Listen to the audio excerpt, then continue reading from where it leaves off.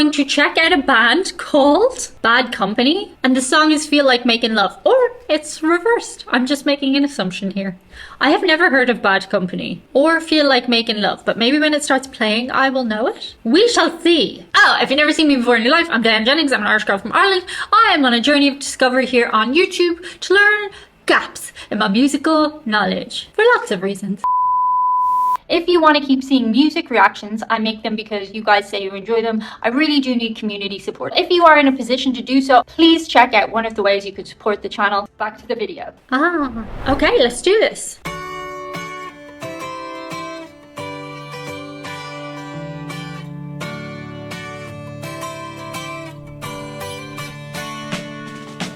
Baby, when I think about you, I think about love. Darling, I don't live without you and your love. If I had those golden dreams. Okay, Bad Company was formed in London in 1973. The core lineup was Paul Rodgers, Mick Ralphs, Boz Burrell, and Simon Kirke. The band name came from a 1972 Western film called Bad Company, and they chose it deliberately because it sounded blunt, masculine, and non-glamorous. I think it's kind of glamorous. Their sound is stripped down blues rock and hard rock built around space, groove, and restraint rather than flash. Of my yesterday. Oh, that's a nice voice. I would wrap you in the heaven, but they lay dying on the way. Feel like making. Wow, Feel like making love.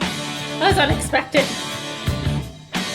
Feel like making love. Feel like making love.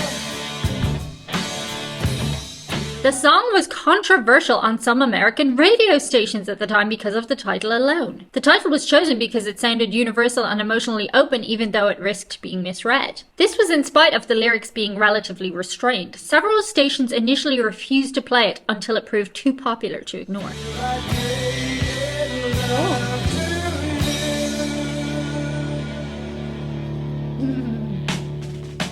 Baby, if I think about you, I think about love. Darling, if I live without you, I live without love. There are really good voices in this band. I had the sun and moon, and they were shining.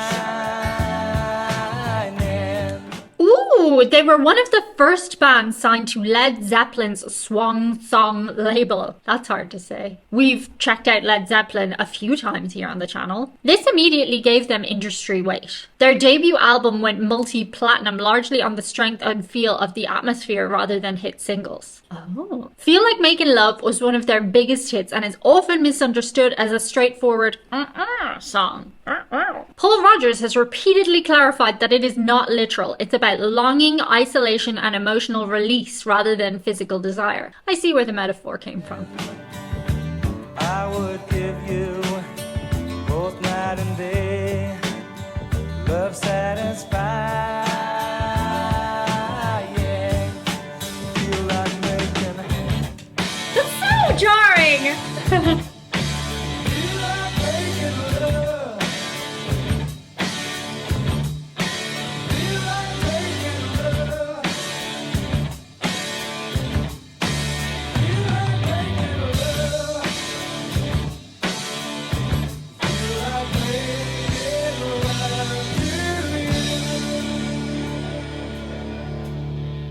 you.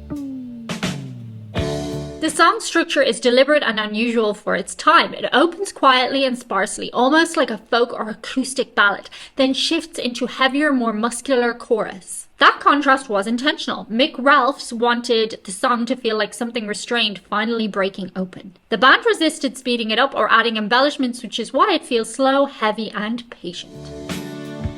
feels like two different songs mashed together.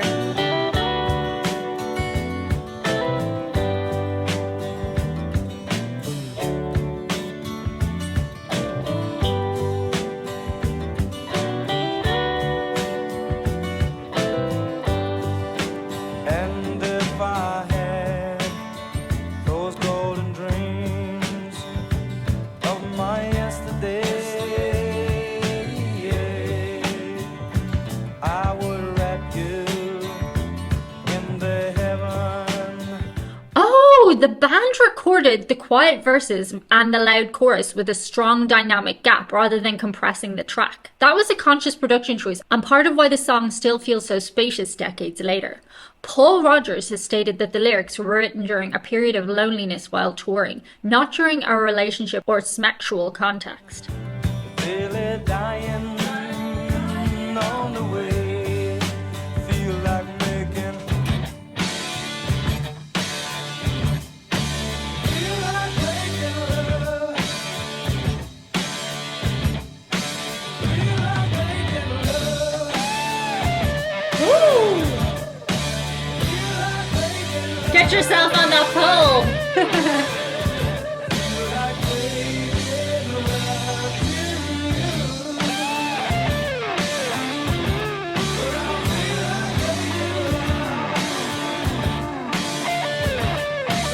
This is one where you definitely need to hear the studio version. Live versions tend to flatten the contrast between verses and chorus. Well, that's always an interesting talking point in comments. Let me know below if you disagree. The studio version is generally considered the definitive version of this song because the tension relies on restraint rather than performance energy.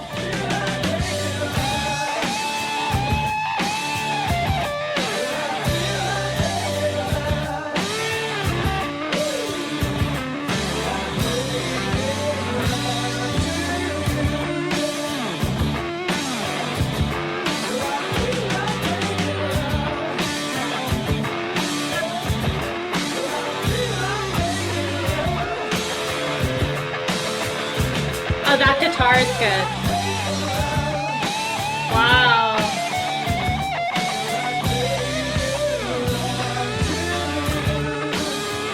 The band didn't have any scandals or controversies. Their internal issues were quite typical: touring exhaustion, substance abuse common to the era, and later lineup instability.